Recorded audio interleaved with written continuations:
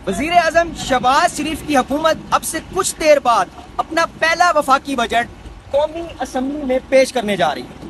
Budget वफाकी वजीर खजाना मोहम्मद औरंगजेब साहब पेश करेंगे और बजट जो है वो 9600 अरब खसारे के साथ 18 खरब से जायद का बजट है। अब इसके अहम नुकात क्या है देखें। दिफा के लिए हुकूमत ने 2280 अरब रुपए मुख्तस किए हैं, जबकि जो कुछ पॉलिसीज हुकूमत चेंज करने जा रही है वो ये कि हुकूमत अब डिजिटलाइजेशन को फरोग देगी।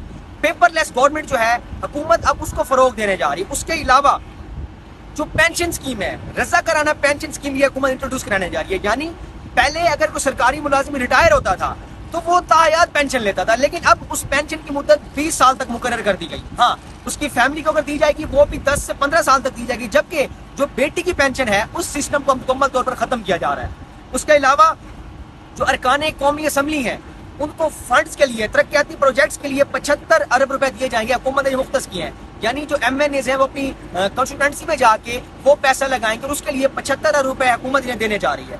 उसके अलावा जो सरकारी मुलाजमीन है उनकी तनख्वाहों में 10 से 15% तक इजाफे का इम्कान है।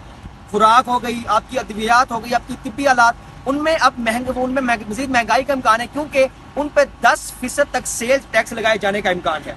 जबकि इंपोर्टेड गाड़ियां आपकी हो गई और मोबाइल फोन ये भी अब मजीद महंगे होने जा रहे हैं। मेकअप आइटम्स पर भी अब टैक्स लगाया जाएगा, टैक्स में इजाफे का इम्कान है। जबकि दिलचस्प बात यह है कि साल जो 22-23 था, जो माली साल था, उसमें जो टैक्स छूट थी वो 2200 अरब रुपए थी। पिछले साल ये टैक्स छूट बढ़ी है और अब वो 3900 अरब रुपए हो गई है। इसलिए हुकूमत ने इस साल जो टैक्स वसूली का हदफ रखा है वो 12,970 अरब रखा है।